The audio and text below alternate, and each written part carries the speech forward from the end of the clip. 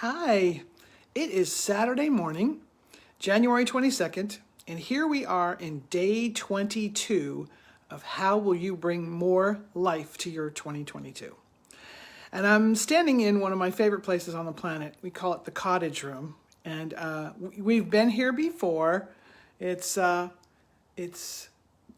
three walls are to the outside so I can see all my trees, and then one wall goes into our home, and you can see it is a place that is totally full of light. So one of my favorite things about living here is that I know, set up the shot, Maya, set up the shot. Okay. Anyway, no, don't have that coming out of your head. It was so cool when I started, but you know what? This is imperfection, right? So it's so funny. When I really want to be outside, I come here. Because even in the winter, I can come here and feel like I'm outside and not freeze to death. Because we are in Northeast Ohio, and it is freaking cold outside right now. It's like, I don't know, 11 or 8 or 4.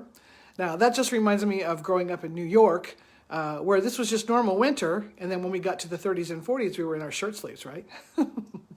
So today is another one of those days where we're talking about you bringing more life to conversations and interactions with other people. Hi, Michael, from Dusseldorf. How are you? And from South Africa. Whoop, whoop. Hello, my dears. Thank you so much for joining me. So this is going to be fun because this is about relationships, and we've both been talking about relationships. So yesterday we were talking about, what do you do when you have a fight on email and what you can do about it. I got a lot of comments about that. That was really fun. So I thought to myself, where could I take this next? Because we're going to be talking about relationships for the rest of our days until the 31st. And so today is a really fun one because it's one that it's like a low-hanging fruit in relationships. How many of you really like to be right? Give me some thumbs up for being right. There's something about how we've all been socialized and raised that what we've been taught to believe is that one person can be right and everybody else is wrong. Now, here's what makes that so lacking in life. If you're the person who's right, you can feel all proud of yourself for a minute, but you know what? Pretty soon you're going to be the person who's wrong. So you can't really hold on to right all the time, although there are people who really like to do that. But honestly, it's not sustainable.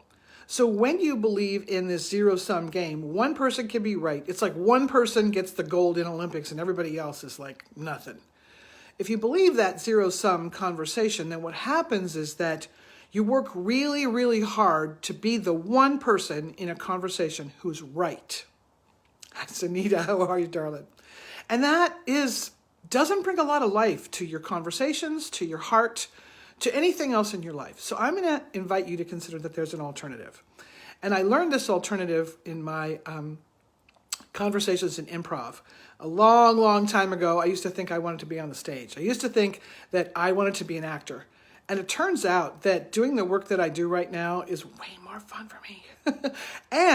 But I love the theater and I love the conversations because it gave me a chance to play. So one of my past trainings is in improv. And my favorite thing about improv is it's kind of like this. This is really kind of an improv, except there's nobody actually inviting me to do different things. I can do whatever I want to. But it is improv because there's no script. I'm just responding to you in the moment. So in improv, there's 2 words that makes everything have life. And it also makes improv look like they've, been rehearsing that play for months. And the little bitty thing you can add to your conversations that will just sort of drop kick right and wrong out the window is something called yes and. Now, yes and means that I have a yes and you have a yes as well.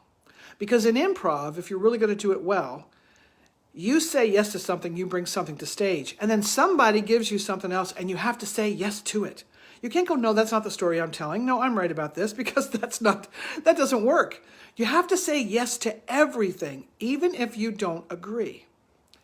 Now, how does this bring more life to your relationships? Well, let me tell you how.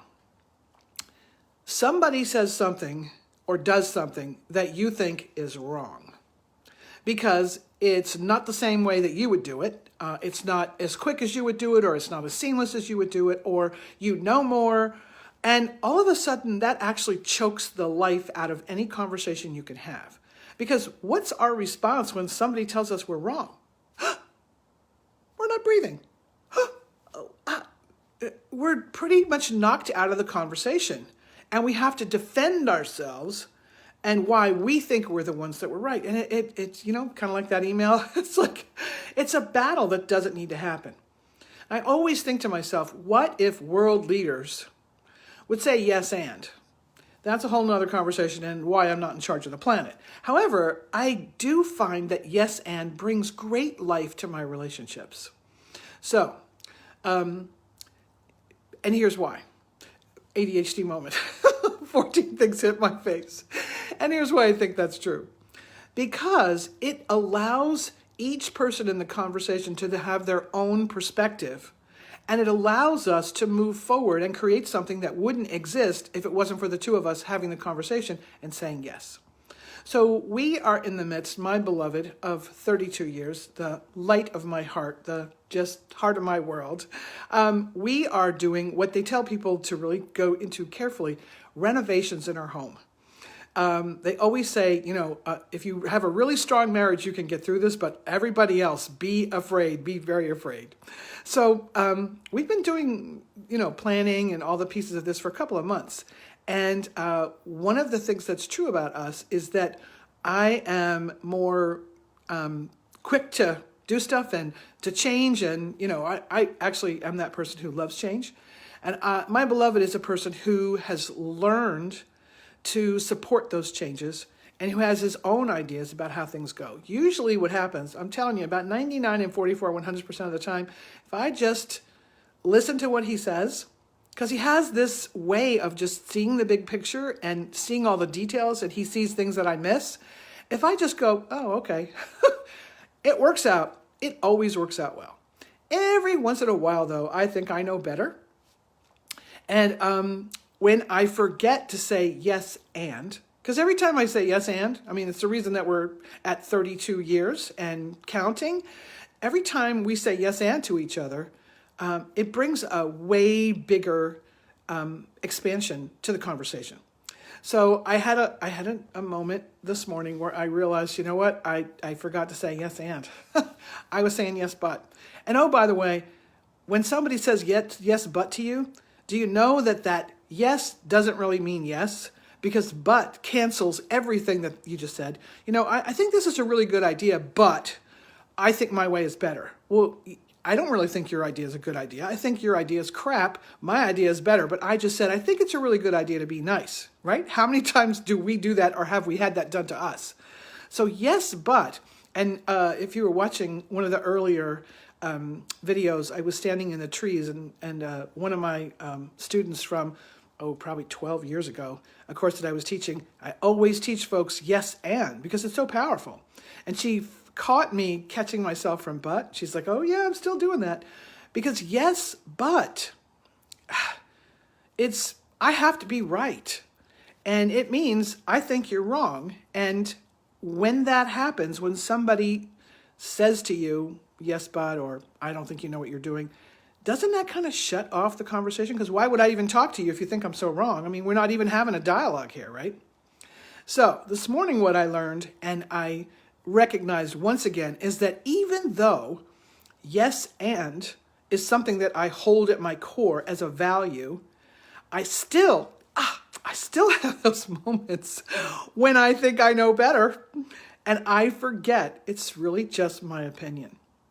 So top 3 things I want to leave you with is, number 1, when you hold the space for other people's yes in any conversation, it helps you to listen to what they can contribute to you, and it helps you to actually get a better outcome. Thank you for that heart.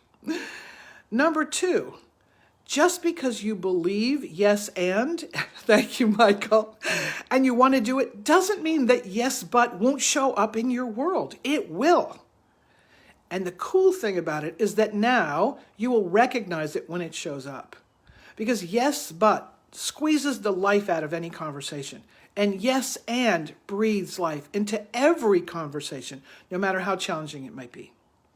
So number 3, I'm going to invite you to consider how you can use yes and in your conversations today. I mean, find some places to just give people who you wouldn't normally give a yes to a yes and. So yes for me and yes for you, and see what happens.